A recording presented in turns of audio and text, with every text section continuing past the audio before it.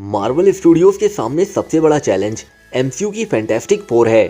Film makers को दी fantastic four को उस एरा में वापस ले जाना पड़ेगा जहां वो पहली बार एमसीयू में आए थे।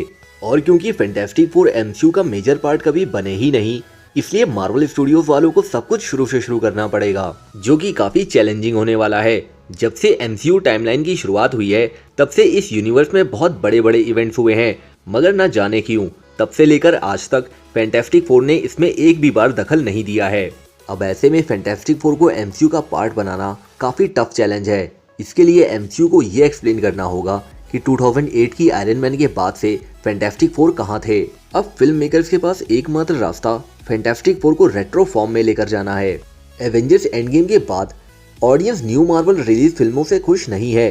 खासकर डिज्नी प्लस के आने के बाद से 2023 मार्वल स्टूडियोज के लिए काफी मुश्किल ईयर था। कई मुश्किलों का सामना करते हुए अब मार्वल स्टूडियोज को फैंटास्टिक फोर की पास्ट स्टोरी लाइन को क्रिएट करना पड़ेगा। मार्वल सिनेमैटिक यूनिवर्स में कई मूवीज की एंट्री होना बाकी है, जिनका फैंस और इंडस्ट्री बेसब्री से इंतजार कर रहे हैं।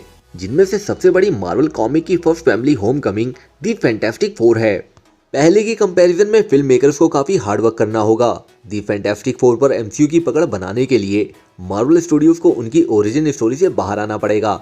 उन्हें एक ऐसी स्टोरी पेश करनी होगी जो ये एक्सप्लेन कर सके कि फैंटास्टिक फोर एमसीयू में बिताए गए इतने वक्त के दौरान आखिर क्या कर रहे थे। क्या वो कैंग के वेरिएंट रामाटूथ को हराने के मिशन पर थे, जिसके लिए उन्हें टाइम ट्रैवलिंग करनी पड़ी और वो तब तक वहीं थे, या फिर वो इस अर्थ के डॉक्टर डूम से लड़ने के लिए निगेटिव जोन में फंसे हुए हैं। शायद इसीलिए एमसीयू टाइमलाइन में अभी तक डॉक्टर डूम या फैंटास्टिक फोर का कोई हिंट नहीं दिया गया है। इसलिए मार्वल स्टूडियोज के अपकमिंग प्रोजेक्ट में एक साथ इन सब की वापसी होने वाली है और ये फैंटास्टिक फोर ले जाएगी हमें सीक्रेट वॉर्स की तरफ। मार्वल कॉमिक्स में फैंटास्टिक फोर को 1961 में क्रिएट किया गया था। 2000 के दशक की शुरुआत में एक्समैन और स्पाइडरमैन फिल्में हिट होने के बाद फैंटास्टिक फोर ने पहला सक्सेसफुल लाइव एक्शन प्रोजेक्ट शुरू किया। अब इस मूवी के आने से होगा ये कि कैंग के साथ मार्वल स्टूडियोज की बड़ी चुनौती अगले एमसीयू को फैंटास्टिक फोर के साथ जोड़कर सॉल्व की जा सकती है।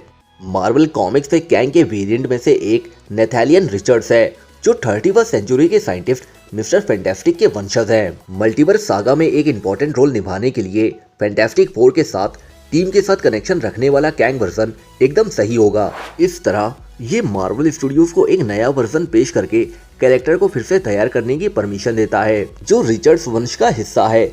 मतलब हमें कैंग भी मिलेगा और एक ऑसम फैंटास्टिक फोर मूवी भी। मार्वल्स अपकमिंग फैंटास्टिक फोर कोई छोटा मोटा प्रोजेक्ट नहीं होगा। अगर ये प्रोजेक्ट बड़े पर्दे के लिए तैयार किया जा रहा है तो बात भी कुछ बड़ी होगी। मार्वल यूनिवर्स की फैंटास्टिक फोर लगभग हर मेन विलन, हीरो और सुपर टीम से जुड़ी हुई है।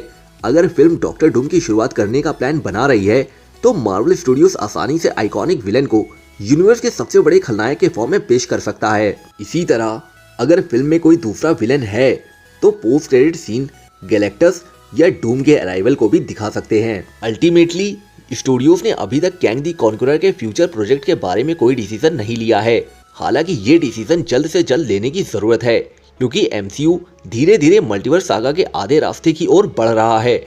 आखिर में ये कहना सही होगा कि फैंटास्टिक फोर पॉसिबली फ्रेंचाइजी को आगे बढ़ाएगी। पर इसके अलावा मार्वल स्टूडियोज ने अपकमिंग फैंटास्टिक फोर मूवी की ऑफिशियल न्यू कास्ट अनाउंस की है। 14 फरवरी 2024 को मार्वल ने एक ट्वीट में अपनी फैंटास्टिक फोर मूवी के कलाकारों की अनाउंसमेंट की, जिसमें फर्स्ट फैमिली को घर पर आराम करते हुए दिखाया गया है।